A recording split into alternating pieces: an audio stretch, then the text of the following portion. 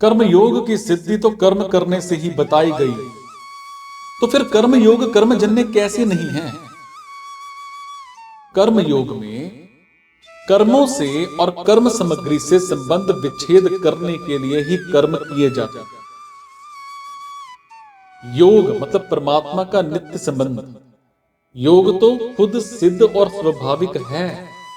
सो योग अथवा परमात्म प्राप्ति कर्मजन्य नहीं है।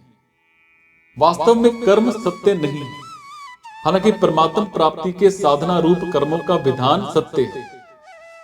कोई भी कर्म जब सत्य के लिए किया जाता है, तब उसका परिणाम सत्य होने से उस कर्म का नाम भी सत्य हो जाता है।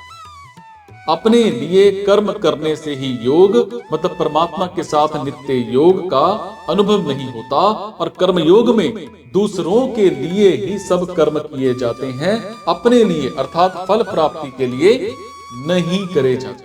और अपने लिए कर्म करने से मनुष्य बंधता है और दूसरों के लिए कर्म करने से वो मुक्त होता है। कर्मयोग में दूसरों के लिए ही सब कर्म और फल से संबंध विच्छेद हो जाता है, जो योग का अनुभव कराने के लिए है। और कर्म करने में पर अर्थात शरीर, इंद्रियां, मन, बुद्धि, पदार्थ, व्यक्ति, देश, काल आदि परिवर्तनशील वस्तुओं की सहायता लेनी पड़ती। पर की सहायता लेना परतंत्रता है। स्वरूप ज्यों का त्यों है, उसमें कभी कोई परिवर्तन नहीं होता। इसलिए उसकी अनुभूति में पर कहे जाने वाले शरीर आदि पदार्थों के सहयोग की लेश मात्र भी अपेक्षा आवश्यकता नहीं है।